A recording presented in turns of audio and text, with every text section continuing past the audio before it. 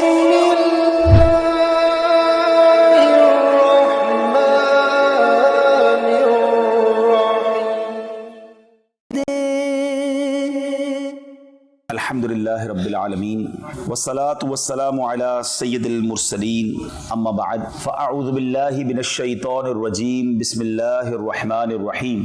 پڑھیے الصلاة والسلام علیک یا رسول اللہ وعلى آلک واصحابک یا حبیب اللہ. الصلاة والسلام علیک یا نبی اللہ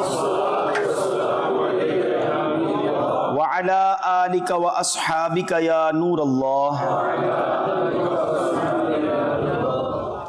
درود پاک پڑھنے کے بے شمار فضائل و برکات ہیں. مصطفیٰ جان رحمت شمع بزم ہدایت صلی اللہ تعالی علیہ وسلم کا بڑا ہی خوبصورت فرمان عالی شان ہے. میرے آقا فرماتے من صلی علی عشرا صلی اللہ علیہ مئتا. میرے آقا فرماتے جس نے مجھ پر 10 درود پاک بھیجے اللہ کریم اس پر 100 رحمتیں نازل فرماتا. اور آگے فرمایا ومن صلی علی مئتا صلی اللہ علیہ الفا. جو مجھ پر 100 بار درود پاک بھیجے اللہ کریم اس پر 1000 رحمتیں نازل فرمائے گا. ومن زاد صبابتا وشوقا کنت له شفیعا وشہیدا یوم القیامہ. اور جو شوق و محبت کے ساتھ اس میں اور زیادتی کرے تو قیامت کے دن میں اس کا شفیع اور گواہ ہوں گا. تو درود پاک نبی پاک علیہ السلام کی شفاعت لینے کے لیے رحمتیں اور برکتیں ہماری لائف میں ہمارے ساتھ رہیں.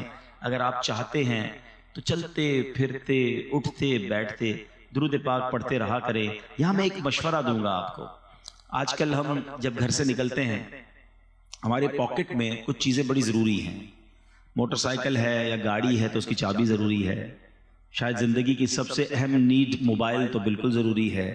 اس کے بعد پرس وغیرہ ہوتا ہے اور چیزیں ہوتی ہیں.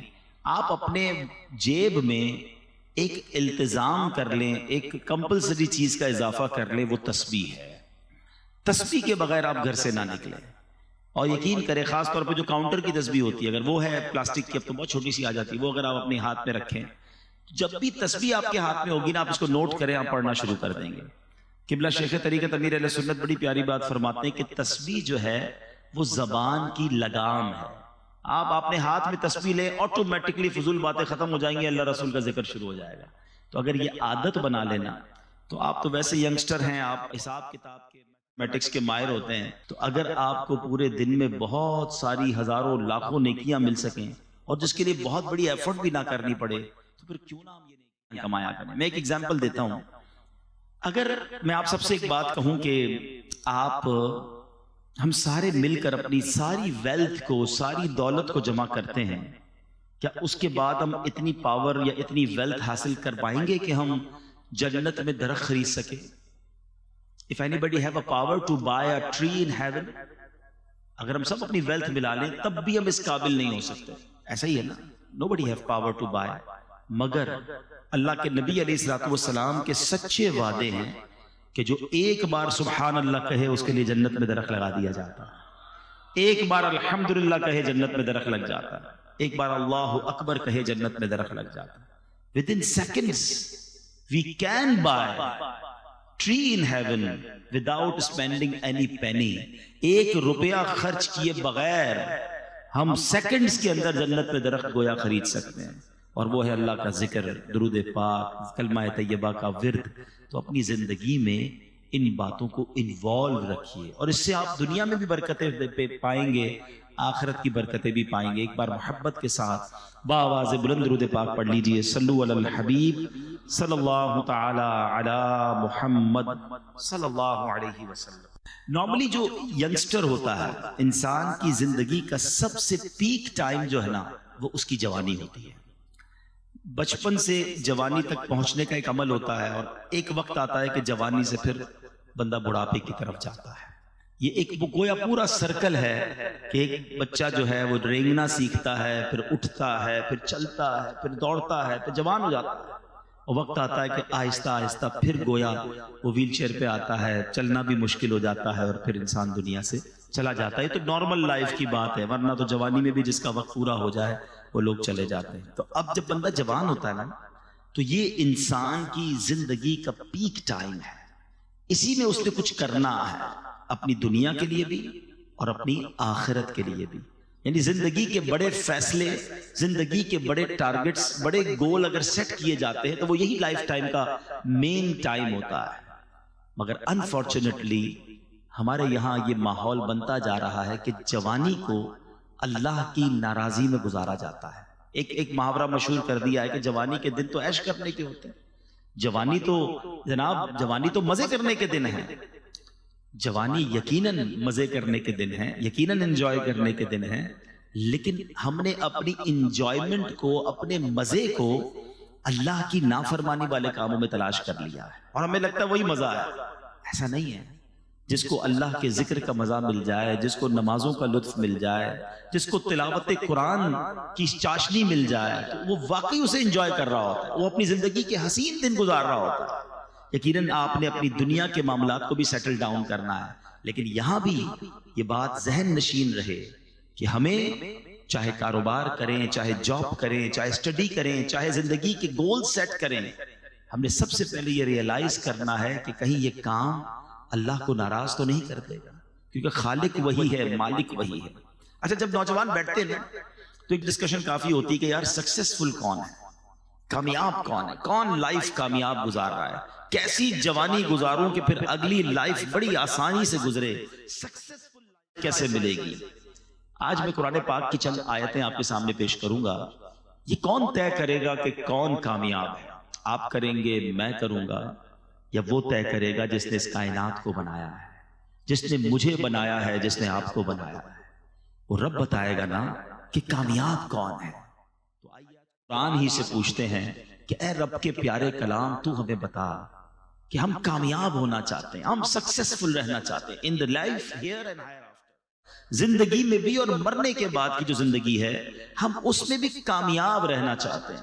کیونکہ کچھ لوگ سمجھتے ہیں پیسے والا کامیاب ہے، کوئی کہتا ہے نہیں جناب طاقت والا کامیاب ہے، کوئی کہتا ہے جو خوبصورت ہے وہ کامیاب ہے، کوئی کہتا ہے جو مشہور ہے وہ کامیاب ہے. ہم انہی ڈسکشنز میں کھو جاتے ہیں. تو سمپل فارمولا یہ ہے کہ قرآن سے ہی پوچھ لیتے ہیں کہ اے خالق و مالک کے کلام، تو ہمیں بتا کہ کون کامیاب ہے. پارہ 18 ہے. میں چاہوں گا آپ سب سے کہ میں تو آج مختصر اس کی قرآن کی چند آیتوں کی تلاوت کروں گا، ترجمہ بتاؤں گا، تفسیر بتاؤں گا، مگر آپ خود بھی گھر جا کے پڑھیے گا، اس کو نوٹ کر لیں. 18 پارے کی صرف شروع کی میں 10-11 آیتیں پڑھوں گا، اور ان 10-11 آیتوں میں اللہ کریم نے ہمیں سب بتا دیا کہ کامیاب کون ہے، کامیاب کون ہے اور کیوں ہے، ان کی اوصاف کیا ہیں، ان کی کیٹیگریز کیا ہیں. اور اس کے بعد رب کریم نے اس کا ریوارڈ بھی بتا دیا. ایک بندہ کہتا ہے نا یار اتنا محنت کروں گا تو ملے گا کیا بھائی، کورس کروا رہے ہو مجھے، آپ اتنا ٹائم میرا اسپینڈ کروا رہے ہو، اینڈ آف دی ڈے مجھے اس کا بینیفٹ کیا ہوگا. اللہ کریم نے کامیاب لوگوں کے اوصاف بھی بیان کیے اور ان کو ملنا کیا ہے وہ بھی بتا دیا ہے. اب اس کی آپ کی مرضی ہے کہ ریوارڈ سامنے رکھ کے ہم کیوں کرتے ہیں مہنگے کورسز، کیوں اتنی پڑھائی کرتے ہیں. نظر آ رہا ہوتا ہے ڈاکٹر بن گیا تو اتنی سیلری ہوگی، انجینئر بن گیا تو اتنی ہوگی، چارٹرڈ اکاؤنٹنٹ بن گیا تو اتنی ہوگی، اور کورسز کر لوں گا، مزید ایک ڈپلوما لے لوں گا تو یہاں یہ میرا فائدہ ہوگا. انسان بینیفٹ پر نظر رکھ کر سٹرگل کرتا ہے. آج میں آپ کو دنیا کے کسی بندے کی طرف سے یہ نہیں بتا رہا کہ یہ کرو گے تو یہ ملے گا، میں خالق و مالک کے قرآن سے آپ کو بتانے جا رہا ہوں کہ یہ کرو گے تو سنو ملے گا کیا. اب آپ کی مرضی ہے کہ وہ جو ریوارڈ ہے وہ سننے کے بعد اگر اس لائن آف ایکشن کو اپنا لیں تو پھر انشاءاللہ خیر ہی خیر. It's not very difficult. I'm not telling you which one of the biggest or difficult formulas today. Just I recite only 10 آیات in front of you. 10 آیتیں ہیں، سمپل ہے، کوئی مشکل نہیں ہے. اگر واقعی غور کر لیں تو چند باتیں اللہ نے فرمائی ہیں، اس کو پورا کر لیں تو کامیاب ہو جانے ہیں. اور اللہ کے نزدیک جو کامیاب ہوا اصل کامیابی وہی ہے. ایک بات یاد رکھنا، مجھے میرے کولیگز کہیں، مجھے میرے فرینڈز کہیں، میرے رشتہ دار کہیں کہ بڑا کامیاب آدمی ہے، اور اللہ کی بارگاہ میں اگر کامیاب نہیں ہوں، وہ مجھ سے ناراض ہے، تو اس کامیابی کا کوئی فائدہ نہیں ہے. اور جس کو رب فرما دے نا یہ کامیاب ہے، اللہ کے حبیب فرما دے یہ کامیاب ہے. ہمیشہ یاد رکھنا، سے رب راضی اس سے سب راضی. ہاں ہم سب کو راضی کرنے کے لیے بعض اوقات رب کو ناراض کر بیٹھتے ہیں. We have to decide کہ ہمیں اللہ اور اس کے رسول کو راضی کرنا ہے. تو آئیے قرآن کی چند آیتیں ہیں. 18 ہے سورہ مومنون.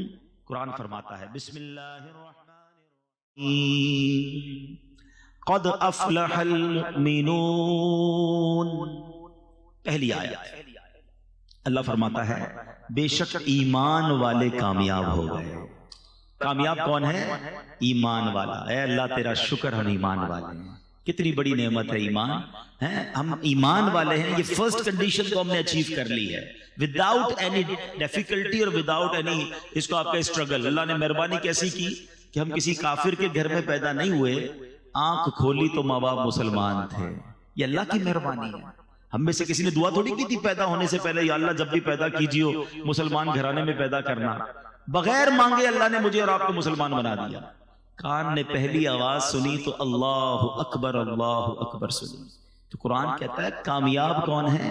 بے شک ایمان والے کامیاب ہو گئے. اب آگے ایمان والے کیسے یہ آگے قرآن بتائے گا. ٹھیک ہے. اچھا ایمان کی بات پہلے کر لیتے ہیں.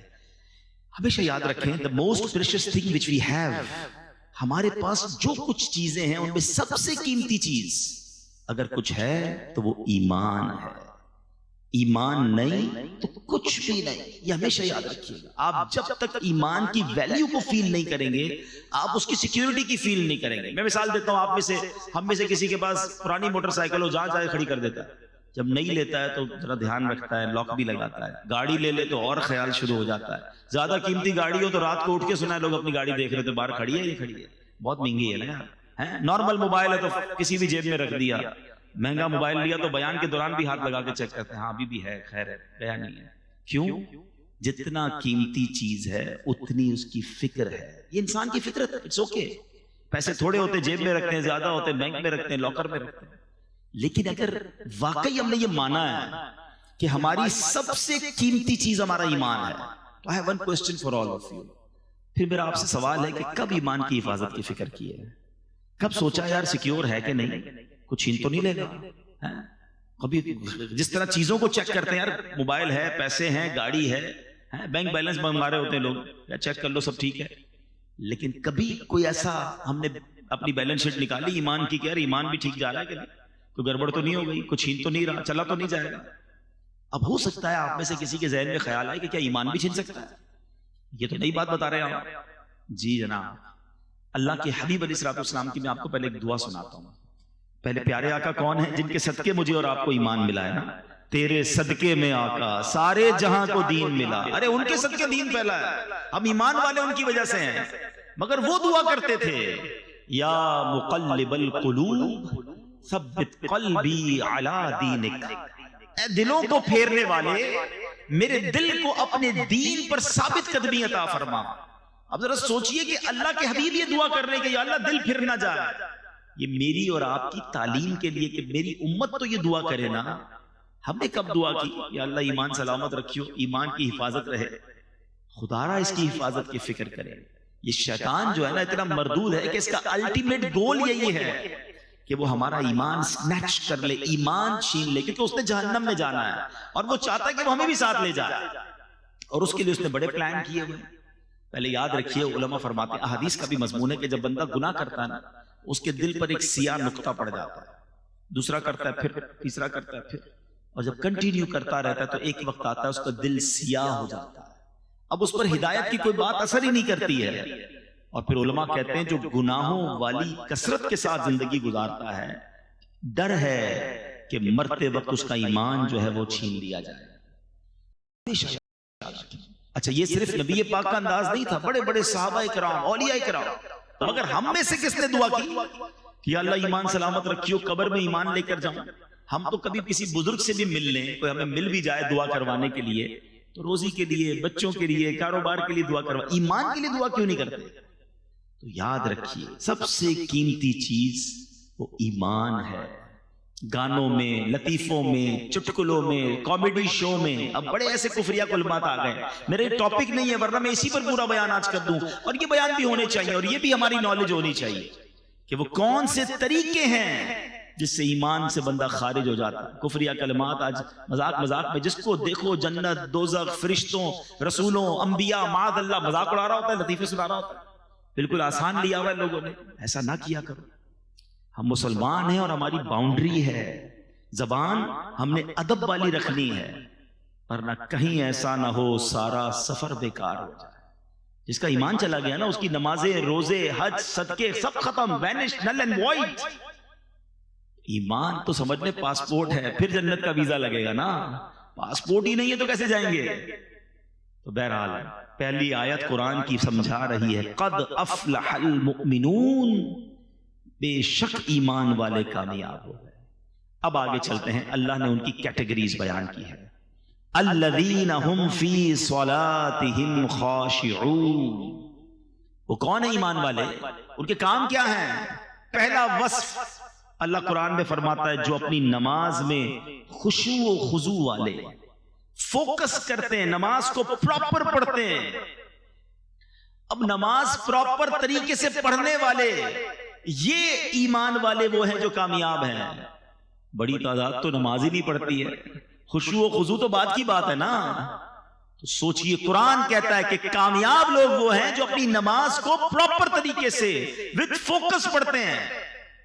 تو ہم نے نماز بھی پڑھنی ہے، اب پراپرلی پڑھنی ہے. ایک بزرگ کے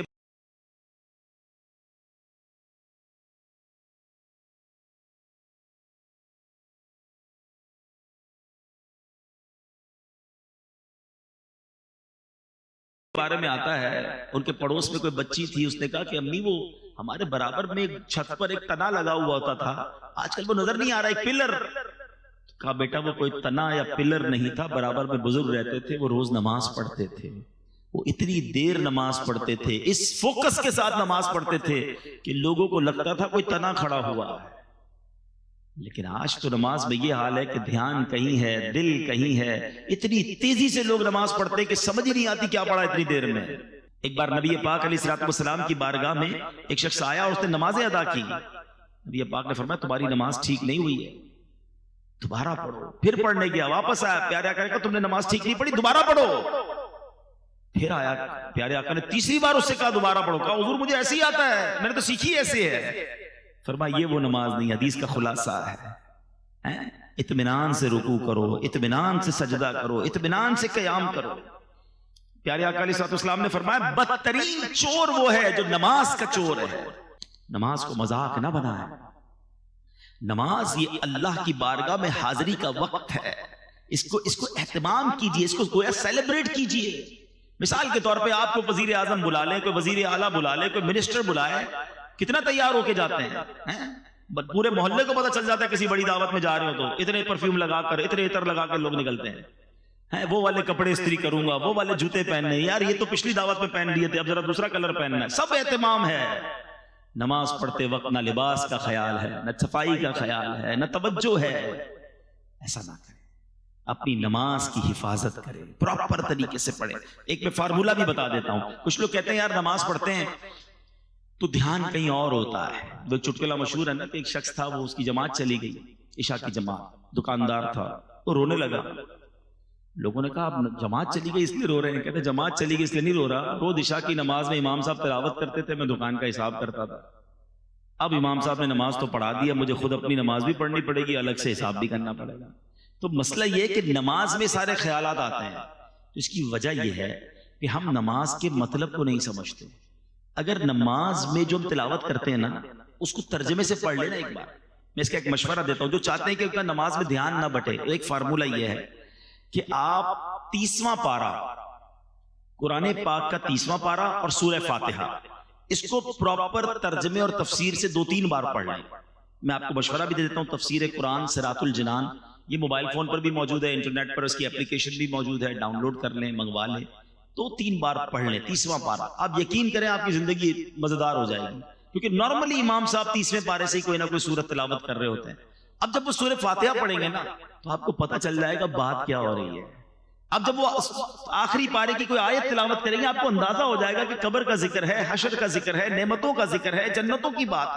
واللہ میں آپ کو دل کی بات بتاؤں کہ جو قرآن کو سمجھتے ہیں نا، اچھا قاری تلاوت جب کر رہا ہوتا ہے نا تو دل نہیں چاہتا امام صاحب رکوع میں جائیں، جی چاہتا ہے اللہ کی اور باتیں سنائیں۔ کلام اللہ کو کیا سمجھتے ہو؟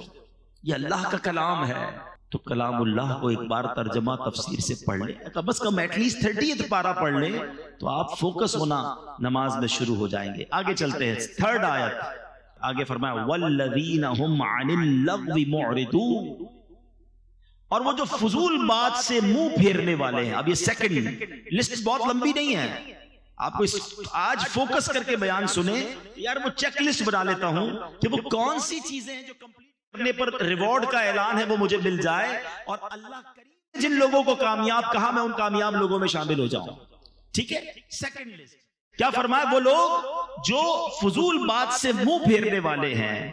احادیث میں کیا خوبصورت حدیث ہے کہ پیارے آقا فرماتے ہیں آدمی کے اسلام کی اچھائی میں سے یہ ہے کہ وہ لا یعنی چیز چھوڑ دے، یعنی جو چیز کارآمد نہ ہو اس میں نہ پڑے، زبان، دل اور دیگر اعضاء کو بیکار باتوں کی طرف متوجہ ہی نہ۔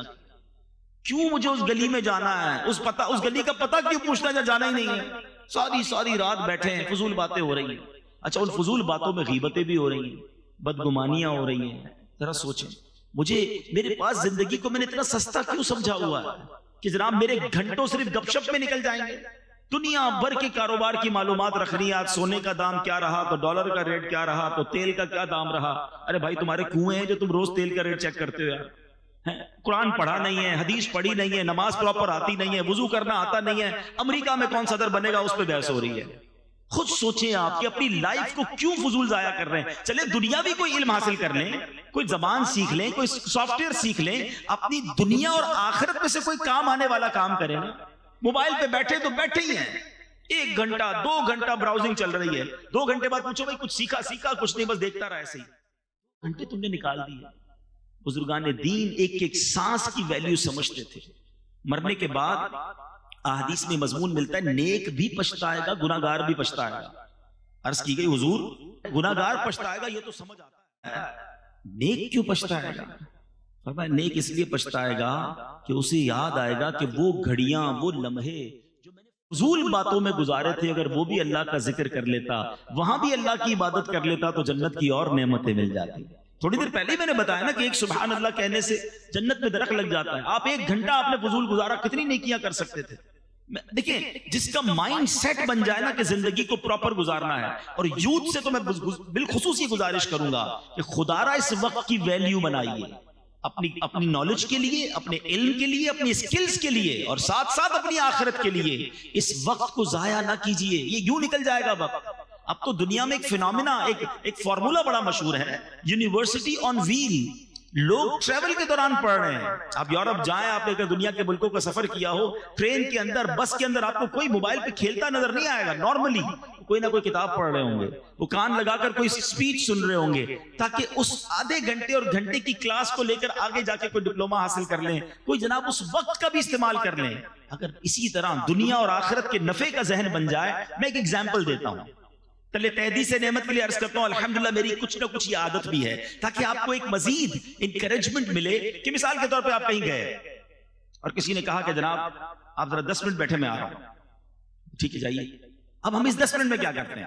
موبائل نکال اور موبائل پہ بس کچھ نہ کچھ دیکھنا شروع کر۔ 10 یا 15 منٹ بعد بھی آئے گا، میرے کوئی ٹینشن نہیں ہے، لیکن اگر ذہن بنا ہوا ہونا کہ یار میرے موبائل میں اگر قرآن پاک ہوگا تو 7 سے 8 منٹ میں سورہ یاسین کی تلاوت ہو جاتی ہے۔ یہ بندہ 10 منٹ بعد آئے گا، میرے نامہ اعمال میں 10 قرآن پاک پڑھنے کا ثواب لکھ دیا جائے گا، کیونکہ حدیث پاک میں آتا ہے جو ایک بار سورہ یاسین کی تلاوت کرے اسے 10 قرآن پاک کا ثواب ملتا ہے۔ کیوں 10 منٹ ضائع کروں بھائی؟ تو اپنی زندگی کے لمحات کو یوز کیجئے۔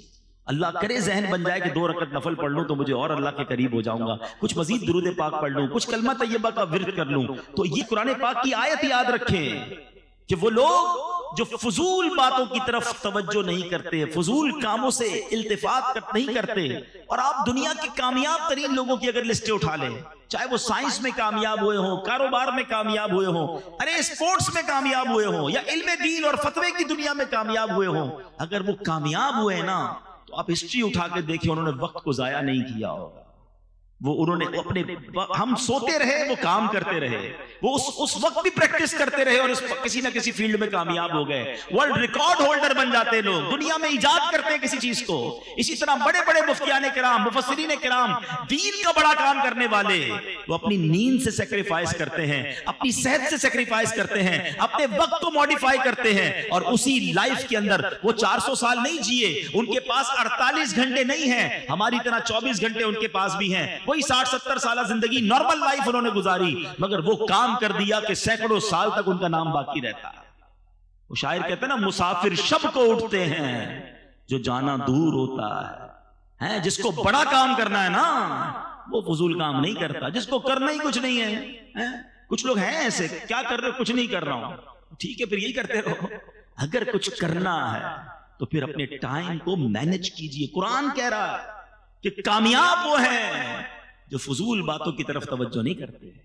اب آگے چلتے ہیں، تھرڈ، 2 کیٹیگریز ہو گئی، تھرڈ قرآن کیا کہتا ہے؟ وَالَّذِينَ هُمْ لِلزَّكَاةِ فَاعِلُونَ۔ قرآن کہتا ہے وہ جو زکوٰۃ دینے کا کام کرنے والے ہیں، سبحان اللہ، اپنے مالوں کی پراپر زکوٰۃ نکالیں، کیونکہ زکوٰۃ دینے والے بھی کامیاب لوگ ہیں۔ اللہ نے مال دیا ہے نا، تو اب زکوٰۃ میں پسو پیش نہ کریں، زکوٰۃ کو بوجھ نہ سمجھیں، یہ مال کا میل ہے، اور جو اللہ کی راہ میں خرچ کرتا ہے اس کا مال ملٹیپلائی ہو رہا ہوتا ہے۔ حدیث پاک ہے، ویسے تو نبی پاک جو فرمائے حق ہے، مگر اس معاملے میں تو پیارے آقا نے قسم اٹھا کر فرمایا کہ میں اللہ کی قسم کھا کر کہتا ہوں، اللہ کی راہ میں مال خرچ کرنے سے مال کم نہیں ہوتا۔ تو یہ طے ہو گیا، یہ کمپلسری ہے کہ جو خرچ کرنے والا ہے وہ خود ہی دنیا میں دیکھ رہا ہوتا ہے کہ اس کا ملٹیپلائی ہو رہا ہوتا ہے، مگر کچھ بدنصیب ایسے بھی ہوتے ہیں کہ جن کو زکوٰۃ بھاری پڑتی ہے۔ او ہو رمضان آ گئی، 10 لاکھ روپے دینے پڑیں گے۔ اس اللہ کے بندے کو کون سمجھائے کہ اللہ کے بندے تجھے رب نے 4 کروڑ دیے تو 10 لاکھ زکوٰۃ بنی ہے نا۔ تجھے تو سجدہ شکر کرنا چاہیے تھا کہ میرے مولا تو نے یہ دن دکھائے کہ میں زکوٰۃ دینے والا ہوں، تو نے مجھے زکوٰۃ لینے والا نہیں بنایا۔ میں آپ سب سے پوچھتا ہوں، کیا آپ نے غریبوں میں پڑھے لکھے نہیں دیکھے، سمجھدار نہیں دیکھے، نمازی نہیں دیکھے؟ ارے ہم سے بہت زیادہ اچھے ہیں، مگر ان کے پاس پیسے نہیں ہیں، وہ مانگ رہے ہوتے ہیں، بیچارے قرضے میں ہوتے ہیں۔ ان کو دیکھ کر تو آنکھوں میں آنسو آنے چاہیے کہ یا اللہ میں نے ایسا کیا کیا کہ تو نے مجھے دینے والا بنایا، مانگنے والا نہیں بنایا۔ اور جب زکوٰۃ کی باری آئے تو خوش دلی کے ساتھ، اوپن ہارٹڈلی انجوائے کرتے ہوئے کہ یا اللہ تو نے ایسا کرم کیا مجھ پر کہ میں تیری راہ میں خرچ کرنے والا بنا۔ بوجھ سمجھ کر خرچ کبھی نہ کرنا، ورنہ کہیں ایسا نہ ہو یہ صدقے، یہ خیرات، یہ زکوٰۃ بھی ضائع کر دی جائے۔ اچھا پھر زکوٰۃ اور صدقہ دیں مگر کسی کا دل نہ دکھائیں، احسان نہ جتائیں۔ قرآن ہی کہتا ہے یا ایھا الذین آمنوا لا تبطلوا صدقاتکم بالمن والاذی، اے ایمان والو اپنے صدقے ضائع نہ کرو۔ صدقے کیسے ضائع ہو جاتے ہیں؟ پیسے دیے، اکاؤنٹ میں گئے، سلپ بھی آئی، اب کیسے ضائع ہو گیا؟ فرمایا احسان جتا کر اور تکلیف پہنچا کر۔ کچھ بدنصیب ایسے ہوتے ہیں چندہ دیتے ہیں، مدد کرتے ہیں، قرضہ دیتے ہیں، ہیلپ کرتے ہیں، پھر اسے یاد بھی دلا رہے ہوتے ہیں، یاد ہے نا قرضہ دیا تھا تیرے کو، بھول تو نہیں گیا؟ نوکری میں نے لگائی تھی، میرے پاس آیا تھا پھٹے چپل پہن کر، آج کدھر پہنچ گیا ہے؟ یاد ہے نا سٹارٹ میں نے کروایا تھا۔ توبہ توبہ توبہ، اس لیے دیا تھا کہ احسان جتانا ہے۔ سارے صدقے باطل، ڈیلیٹڈ، قرآن کہہ رہا ہے، اور اس سے تو الٹا گناہ بھی ہو رہا ہے، اس کی دل آزاری بھی ہو رہی ہے۔ کبھی کسی کو یہ نہ کہنا، اگر کسی کو دیا ہے نا تو اس نیت سے دینا یا اللہ تیری مہربانی تو نے مجھے اس قابل بنایا۔ سچی بات پتہ ہے کیا؟ ہم سے جو ڈونیشن لے کر جاتے ہیں اصل مہربانی تو ان کی ہے، ہمارے مال کا میل لے کے جا رہے ہیں، پراپر جگہ پر لگ رہا ہے، مہربانی تو ان کی ہے، ہم ان پر احسان کیا کر رہے ہیں؟ تو کبھی بھی اپنی زکوٰۃ کو، اپنے ڈونیشن کو اپنے اوپر بوجھ نہ سمجھے، اس کو انجوائے کریں، شکر ادا کریں اور اسے ادا کریں، کیونکہ قرآن جن کامیاب لوگوں کی فہرست بیان کر رہا ہے اس میں ایک کیٹیگری وہ ہے جو زکوٰۃ ادا کرنے والے ہیں۔ پوری دیجئے۔ اچھا یہ بھی بڑا مسئلہ ہے، زکوٰۃ دیتے ہیں لم سم نکال دی، نہیں جناب حساب کرے نا پراپر۔ اچھا خود حساب کیسے کر لیتے بھیا؟ اپنے ٹیکس ریٹرن خود فائل کرتے ہیں، کیوں وکیل ہائر کیا ہے؟ خود ہی فائل کر لیا کرے نا ہر سال۔ نہیں یار وہ ذرا ایکسپرٹ ہے نا، صحیح بتاتا ہے، کوئی غلطی نہ ہو جائے، غلط ہو گئی تو پھر FBR کا نوٹس آ جائے گا۔ ٹیکس ریٹرن کے لیے وکیل چاہیے، زکوٰۃ خود ہی فائل کر دینی ہے، خود ہی حساب کر لینا۔ ایک بار کسی عالم دین سے مشورہ کر لینا کہ حضرت سونا اتنا ہے، پیسے اتنے ہیں، پراپرٹی اتنی ہے، کاروبار میں پیسے اتنے لگے ہوئے، مجھے بتا دیں میرے مال کا میل نکل جائے، کوئی رہ نہ جائے، اور تھوڑی زیادہ نکال دیا کرو. لیکن کوئی نہ کوئی اصل بات وہی ہے، دل اتنا گرفتار ہوتا ہے بعض اوقات مال کی محبت میں کہ بندہ راستہ ڈھونڈ رہا ہوتا ہے کدھر سے زکوٰۃ کم ہو جائے. ارے تم راستہ ڈھونڈ لو گے، اللہ تو دیکھ رہا ہے نا. یار یہ پراپرٹی کرائے پہ دے دو، تاکہ یہ کرائے پہ چلی گئی نا تو اس کی زکوٰۃ نہیں جائے گی. یہ فلاں کو دے دو، یہ بیوی کو دے دو، یہ اس کو دے دو، زکوٰۃ سے نکل جائے گی. تم نکال لو گے، نہیں دو. اللہ تو دیکھ رہا ہے کہ یہ بندہ کوشش کیا کر رہا ہے کہ کہیں سے زکوٰۃ کم ہو جائے. مزہ یہ ہے کہ بندہ بولے یار زکوٰۃ بھی دوں، صدقہ بھی دوں، کوئی اور کام نیکی کا اور لے جاؤ مجھ سے. اچھا یہ ڈونیشن دیتے وقت یہ واقعی بڑا اہم پوائنٹ ہے. انسان ہے، ہم سارے انسان ہیں، مال کی محبت ہمارے اندر بلٹن ہے، اسی لیے اس کے اجر، اس کے ثواب بڑے قرار دیے گئے. آپ اگر چاہتے ہیں نا کہ آپ کا مال انشورڈ ہو جائے، لوگ پوچھتے رہتے ہیں یار انشورنس کروانی چاہیے نہیں کروانی چاہیے. آؤ میں آپ کو ایک بڑی پیاری مدنی انشورنس بتاتا ہوں. اللہ کے حبیب علیہ السلام فرماتے ہیں کہ رب فرماتا ہے، حدیث قدسی ہے جس کا مضمون ہے اے ابن آدم اپنا مال میرے پاس جمع کروا دے. کمیٹی بی سی ڈالتے ہیں نا، آؤ میں آپ کو بتاتا ہوں کیسی بی سی ہے. اللہ فرماتا ہے اے ابن آدم اپنا مال میرے پاس جمع کروا دے، نہ جلے گا، نہ ڈوبے گا، نہ چوری ہوگا. میں تجھے اس وقت لوٹاؤں گا جس وقت تجھے ضرورت ہوگی. یعنی یہ مال میرے اکاؤنٹ میں چلا گیا، اللہ کی حفاظت میں چلا گیا، کم بھی نہیں ہو سکتا، جل بھی نہیں سکتا، کوئی لوٹ بھی نہیں سکتا. اور قیامت کے دن جب ایک ایک نیکی کے لیے بندہ ہاتھ پھیلا رہا ہوگا نا، اللہ فرماتا ہے میں تجھے اس وقت لوٹاؤں گا. ایک اور حدیث پاک ہے جس کا مضمون ہے کہ جب بندہ صدقہ کرتا ہے نا، خرچ کرتا ہے اللہ کی راہ میں، فرمائیے اس کے ہاتھ سے نکل کر اللہ کے دستے قدرت میں چلا جاتا ہے. اللہ تمہارے صدقوں کو اس طرح پالتا ہے جس طرح تم اپنے جانور کے بچے کو پالتے ہو. فرمایا بندہ کھجور صدقہ کرے گا، قیامت کے دن پہاڑ جتنا اجر دیکھے گا، عرض کرے گا مولا میں نے تو کھجور دی تھی. فرمایا حدیث کا خلاصہ یہ ہے کہ اللہ اپنے کرم سے اس کھجور کو پہاڑ جتنا بنا دے گا. یہ کیسی انویسٹمنٹ ہے، یہ کیسا ریٹرن ہے. پھر صدقہ دیتے وقت ٹینشن کس بات کی ہے؟ آپ نے ایسے بندے تو دیکھے ہوں گے جو یار پتہ نہیں یار وہ آئے تھے علاقے والے زبردستی لے گئے، یار دینا پڑا اور پیسے کم ہو گئے، یار لاکھ روپے تھے 25,000 دے دیے، موڈ آف ہو جاتا. چندہ دے کر، ڈونیشن دے کر موڈ آف، کیونکہ کیلکولیشن سے تو کم ہو گئے نا. ایسا کوئی دیکھا ہے بندہ جو آ کر کے یار جیب میں 50,000 تھے، یار بڑا افسوس ہوا، آتے آتے بینک میں اپنے اکاؤنٹ میں ڈلوا کر آیا. آپ کہیں گے ٹینشن کس بات کی، یار تیرا ہی اکاؤنٹ تھا نا، آپ کی اکاؤنٹ میں گئے، ٹینشن کیوں ہے؟ اگر جس دن یہ مائنڈ سیٹ بن گیا نا کہ یہ جیب سے نکل کر میرے ہی اکاؤنٹ میں گئے ہیں تو دینے کا کبھی ٹینشن نہیں ہوگا. آپ کو مزہ آ رہا ہوگا یار تھوڑے اور ڈال دوں آخرت کے اکاؤنٹ میں، تھوڑے آج کمائے زیادہ ہے تھوڑے اور ڈال دوں. لوگ کہتے ہیں نہیں بھائی زکوٰۃ دے دیے اگلے سال آنا. ہاں روک لیتے ہیں. یار جب اللہ دینے میں نہیں روک رہا تو تم خرچ کرنے میں کیوں روک رہے ہو؟ اسے حدیث پاک کا مضمون ہے گن گن کر خرچ نہ کرو ورنہ وہ رب کریم بھی تمہیں گن گن کر عطا فرمائے گا.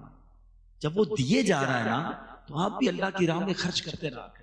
تو بہرحال قرآن نے کامیاب لوگوں کی فہرست میں جو کیٹیگری بیان کی وہ لوگ جو زکوٰۃ دینے والے ہیں. آگے چلتے ہیں. اللہ فرماتا ہے والذین هم لفروجهم حافظون الا علی ازواجهم او ما ملکت ایمانهم فانهم غیر ملومین. اب یہ دو آیتیں میں نے ایک ساتھ پڑھ دی ہیں، ٹاپک ایک ہی ہے. اگلی فورتھ کیٹیگری آ رہی ہے. اللہ فرماتا ہے اور وہ جو اپنی شرم گاہوں کی حفاظت کرنے والے ہیں مگر اپنی بیویوں یا شرعی باندیوں پر جو ان کے ہاتھ کی ملک ہیں پس بے شک ان پر کوئی ملامت نہیں ہے. جو اپنی پرائیویٹ پارٹس کی حفاظت کرنے والے ہیں اور جو جائز طریقے ہیں وہاں سے اپنی شہوات کو پورا کرتے ہیں، ناجائز نہیں جاتے، یہ وہ کامیاب لوگ ہیں جن کی قرآن فہرست بیان کر رہا ہے. آگے ایک اور آیت پڑھ دیتا ہوں پھر ایک ساتھ اس ٹاپک کو تھوڑا سا ڈسکس کر لیتے ہیں. اللہ فرماتا ہے فَمَنِ ابْتَغَىٰ وَرَاءَ ذَلِكَ فَأُولَٰئِكَ هُمُ الْعَادُونَ.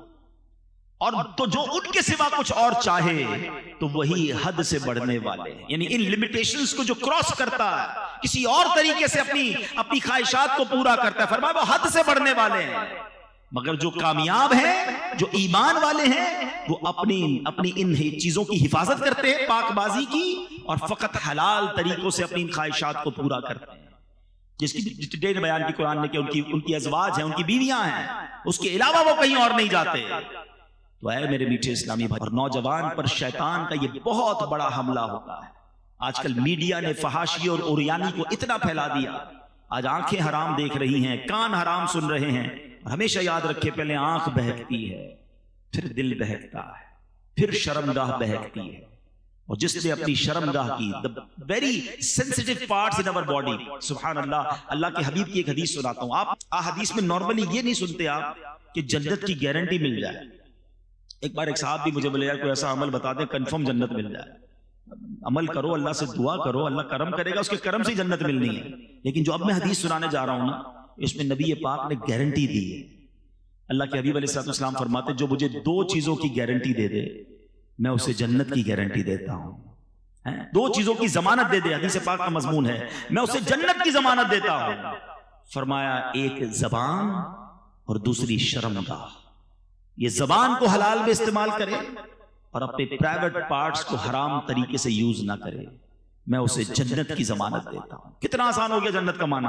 چلے جناب بہت لمبی فہرست سے باہر آ جاؤ نا. زبان صحیح کر لو اور شرمگاہ کی پاک بازی کر لو، اللہ کے حبیب کا وعدہ ہے جنت عطا ہو جائے گی. تو اب اس میں حال یہ ہے کہ زبان حرام کرتے تھکتی نہیں. جھوٹ، غیبت، فحاشی، بے حیائی کی باتیں، دل آزاریاں اور شرمگاہ کی حفاظت اس قدر برائی عام ہو گئی ہے. نہیں میرے میٹھے اسلامی بھائی، یہ جوانی اللہ کو ناراض کرنے کے لیے اللہ نے نہیں دی. شیطان حملہ آور ہوتا ہے، یقیناً بڑی خواہشات ہوتی ہیں بڑا، لیکن یہی تو مقابلہ ہے نا.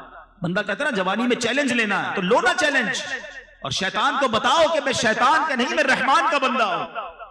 اور اپنے آپ کو ان گناہوں سے بچانا، روکنا ہے اپنے آپ کو، اور یہی اپنے آپ کو بچانا انشاءاللہ آپ کو جنت میں لے جائے گا. ایک اور حدیث پاک نبی پاک علیہ السلام نے ایک حدیث میں قیامت کے دن اللہ کے عرش کا سایہ جن خوش نصیبوں کو ملے گا نا، ان خوش نصیبوں کی کیٹیگریز بیان کی. اس میں ایک کیٹیگری یہ بھی ہے کہ اللہ کے عرش کا سایہ اس نوجوان کو ملے گا کہ جس نوجوان کی جوانی جو ہے وہ عبادت میں گزری ہوگی. جو جوانی عبادت میں گزارتا ہے نا اس کو اللہ کے عرش کا سایہ ملے. بڑھاپے میں عبادت کرنا کمال نہیں ہے، اصل کمال جوانی میں اللہ کی نافرمانی سے بچنا ہے. اور کیا ہمارے پاس یہ گارنٹی؟ نوجوانوں کو کہو یار آپ نماز پڑھا کریں، آپ گناہ سے بچیں، تو کہتا ہے بھائی بوڑھا ہونے کے بعد تو میں نے اللہ اللہ ہی کرنا ہے. ٹھیک ہے، لیکن میں آپ سے پوچھتا ہوں آپ کے پاس گارنٹی ہے کہ آپ بوڑھے ہوں گے؟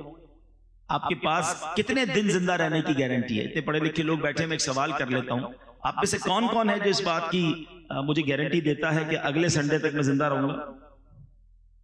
کوئی ہے؟ اچھا اگلے سنڈے تک کی گارنٹی نہیں ہے. اچھا کل صبح تک کی تو ہوگی کسی کے پاس کہ مارننگ تک زندہ رہوں گا؟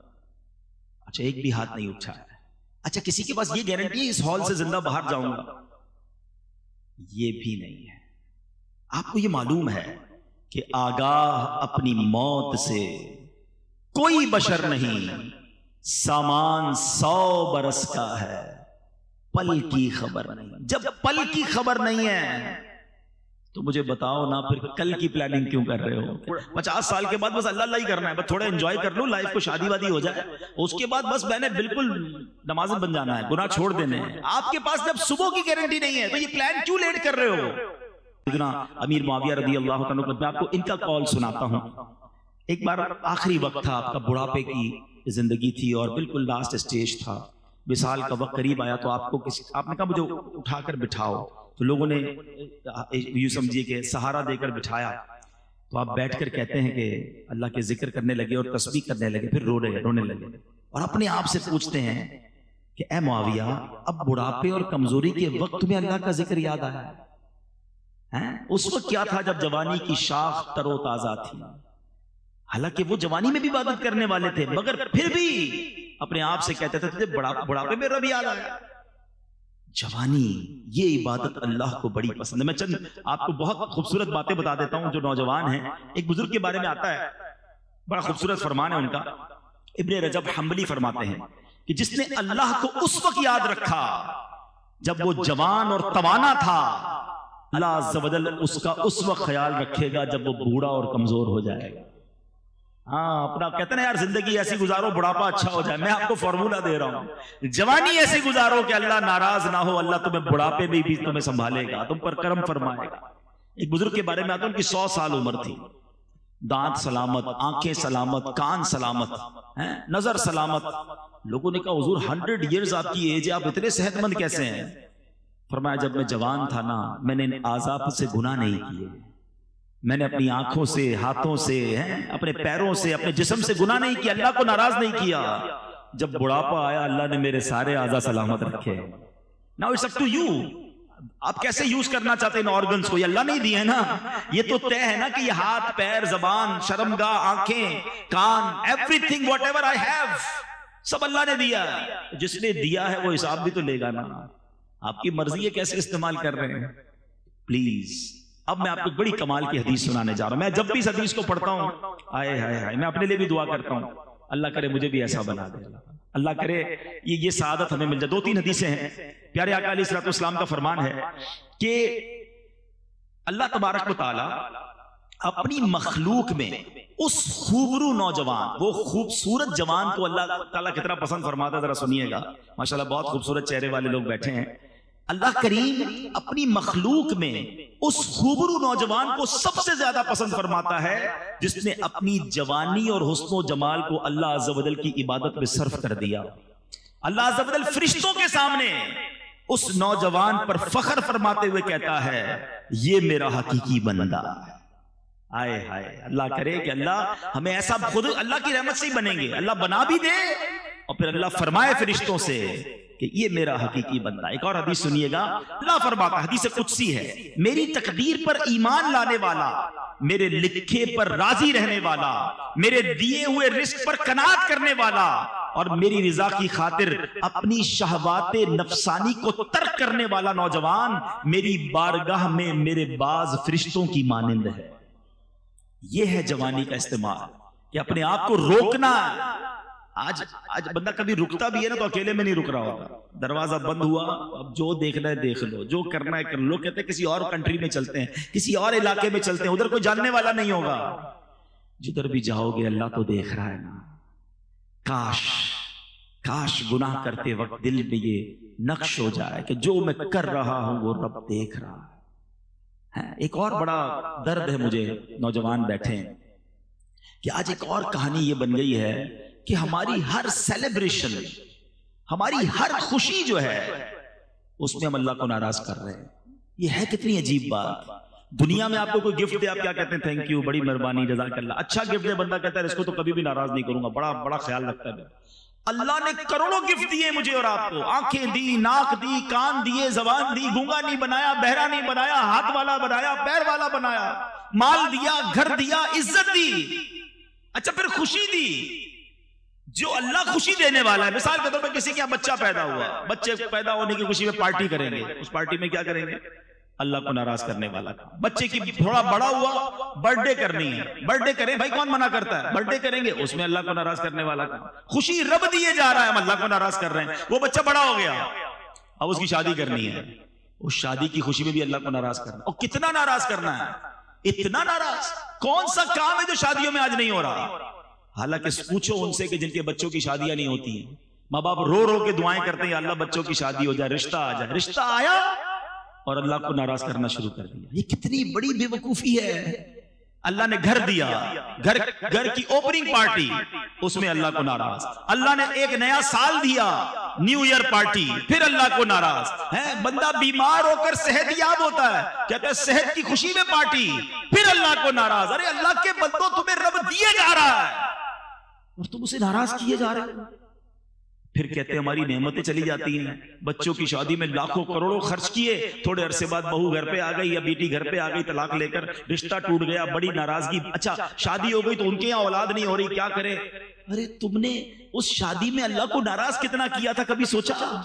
یہ کتنی بڑی بے وقوفی ہے کہ میں خوش ہو رہا ہوں۔ ذرا میرا جملہ سنیے گا، اللہ کرے میری یہ بات آج دل میں اتر جائے، یہ سوشل میڈیا پر بھی لائیو جا رہا ہے۔ یہ کتنی بڑی بے وقوفی ہے کہ اللہ خوشی دے رہا ہے، میں خوش ہو رہا ہوں، میرے بچے، فیملی، دوست خوش ہو رہے ہیں، اور اس خوشی میں میرا رب ناراض ہو رہا ہے۔ مجھے بتاؤ نا یہ عقل مندی ہے؟ ارے آج ایک بات طے کر کے جاؤ کہ میں جب بھی خوشی مناؤں گا ایسے مناؤں گا کہ میرا رب بھی مجھ سے خوش ہو جائے گا۔ یہ پاسبل ہے نا؟ بلکہ میں آج یوتھ کو، نوجوان کو ایک پوائنٹ دینا چاہتا ہوں کہ آج آپ ایک نیت کر کے جاؤ کہ یار میری جب بھی شادی ہونی ہے نا، میں نے کم از کم اللہ کو ناراض نہیں کرنا ہے۔ کیوں؟ آپ کی شادی میں انجوائے کون کرے گا؟ آپ کے دوست، آپ کے رشتہ دار. اچھا آپ کہیں گے یار ہم کوئی رسم نہیں کریں گے تو خاندان والے کیا کہیں گے؟ تم خاندان والوں کو راضی کرنے کے لیے، تم دوستوں کو راضی کرنے کے لیے ایک تو لاکھوں روپے خرچ کرو گے، اس کے بعد اس سب کا وبال جو آئے گا وہ تم میاں بیوی پر آئے گا، اس کپل پر آئے گا کہ ان کی شادی میں یہ ہوا تھا. اینڈ آف دا ڈے اس کی سارے کمپلیکینسز وہ آپ نے بھگتنے ہیں. تو میں کیوں بھگتوں بھائی؟ اپنے دوستوں کو، رشتہ داروں کو راضی کرنے کے لیے میں اور میری بیوی اور آنے والے بچے اس لعنت کو کیوں بھگتے ہیں؟ ہم نے وہی کرنا ہے جو رب کی رضا. آپ کر کے دیکھو پھر اس کی خوشیاں دیکھو، کیونکہ اللہ نے قرآن میں فرمایا ہے لَإِن شَكَرْتُمْ لَأَزِيدَنَّكُمْ، تم میرا شکر ادا کرو میں تمہیں اور عطا کروں گا. آپ خوشی میں شکر ادا کریں نا، نعمتوں کا شکر ادا کریں، صدقہ کریں، خیرات کریں. شادیاں اچھے انداز سے بھی ہوتی ہیں. ایک صاحب مجھے ملے، بہت کمال کی بات کی.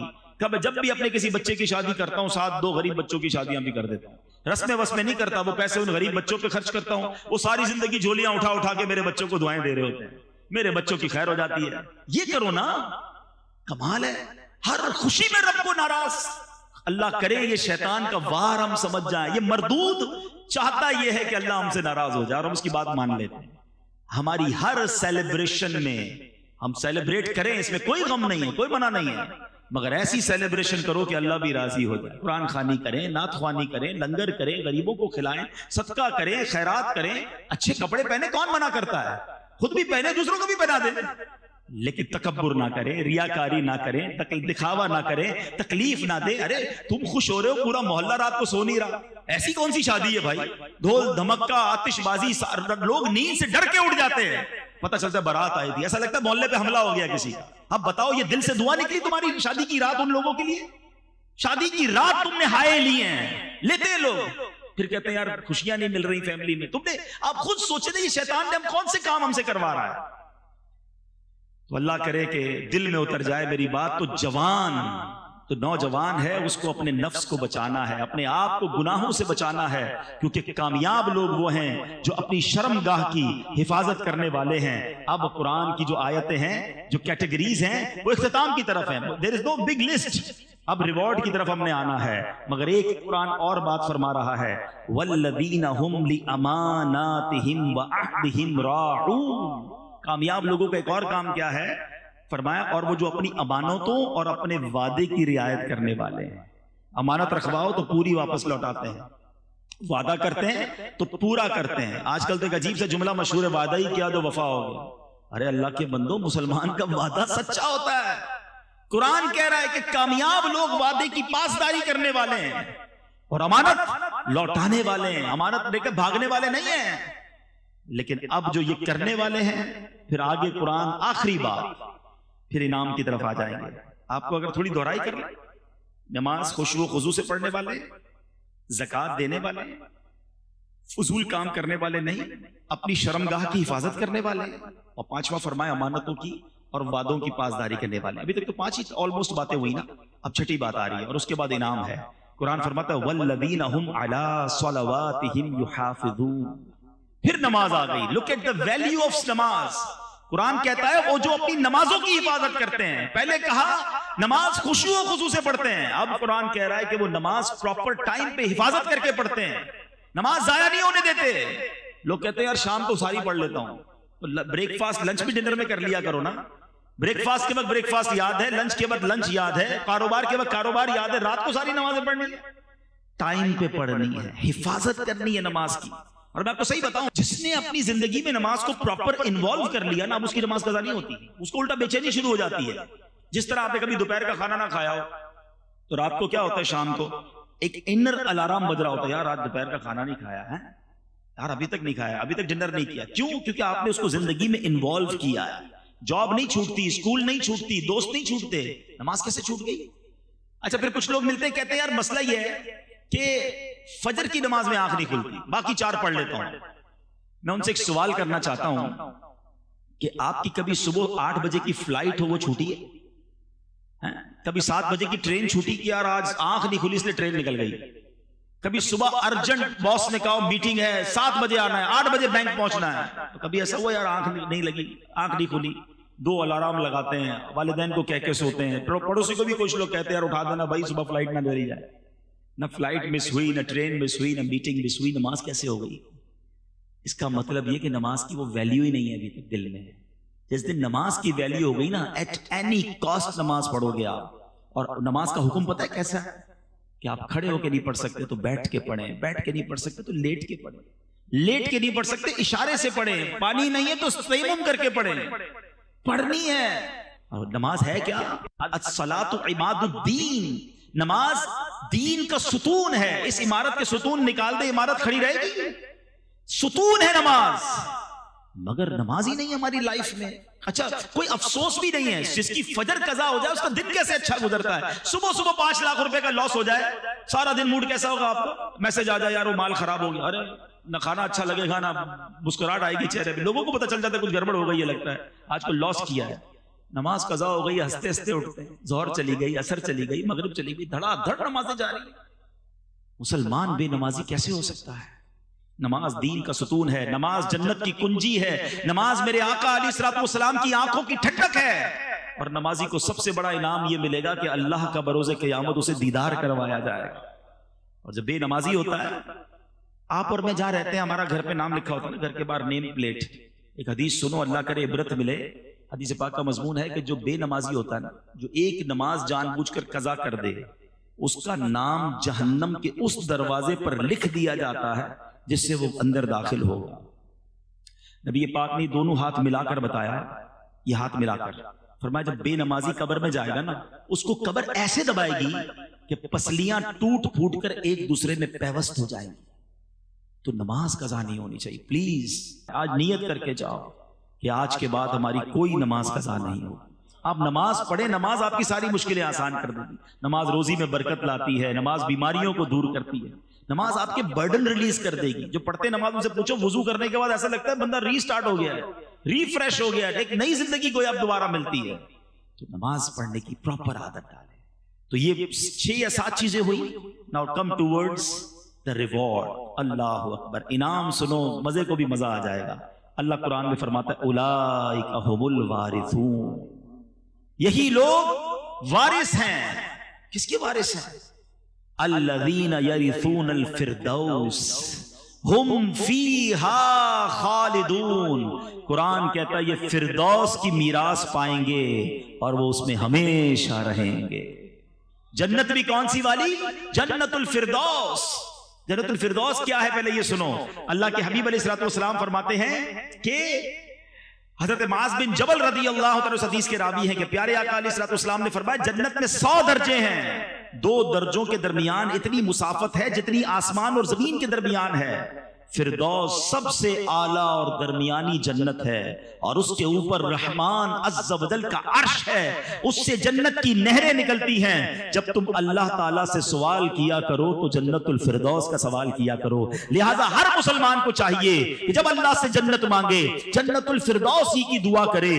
اگر اللہ تعالیٰ نے اپنے فضل و کرم سے وہ دعا قبول کر لی تو آقا فرماتے ہیں آخرت میں ملنے والی وہ سب سے عظیم نعمت ہے. ہم تو دعا مانگیں گے نا. قرآن تو کہہ رہا ہے یہ وارث ہیں، گارنٹیڈ. اولئک ھم الوارثون. یہی لوگ وارث ہیں. کس چیز کے؟ الذین یرثون الفردوس. فردوس کے وارث ہیں. اور کتنے ٹائم کے لیے جائیں گے؟ امریکہ جاتے ہو، یورپ جاتے ہو، ترکی جاتے ہو، پلیجر ٹرپ پہ جاتے ہو، 5 دن 7 دن 30 ڈیز، اس کے بعد تو واپسی ہے نا. زندگی میں بھی آئے، مزے کیے تو بھی 10 15 20 50 سال. جنت میں جو گیا ہم فیہا خالدون. There is no expiry date. Always ہمیشہ ہمیشہ کے لیے جنت میں چلے جائیں گے. تو کتنی لمبی لسٹ تو نہیں ہے کہ سورہ مومنون کی آج میں نے تقریباً 11 صرف آیت تلاوت کی ہیں اور یہی میرا بیان تھا کہ کامیاب لوگ کون ہیں. قرآن کے ذریعے بیان کرنے کی کوشش کی کہ یہ لوگ کامیاب ہیں اور ان کے یہ کام ہیں. 6-7 کام بتائے ہیں قرآن نے. کیا ہم یہ نہیں کر سکتے؟ تو آج نیت کر کے جائیں کہ انشاءاللہ اس راستے پر چلنا شروع کر دیں گے تاکہ رب مجھے فرمائے میں کامیاب ہوں. اللہ فرمائے کہ یہ جنت کا وارث ہے اور یہ جنت الفردوس میں داخل ہوگا. پھر تو ہمارے وارے نیارے ہو جائیں گے. اللہ کریم ہمیں قرآن پڑھنے، اس پر عمل کرنے کی توفیق عطا فرمائے اور ان گناہوں والی زندگی سے رب کریم ہمیں محفوظ فرمائے. میرے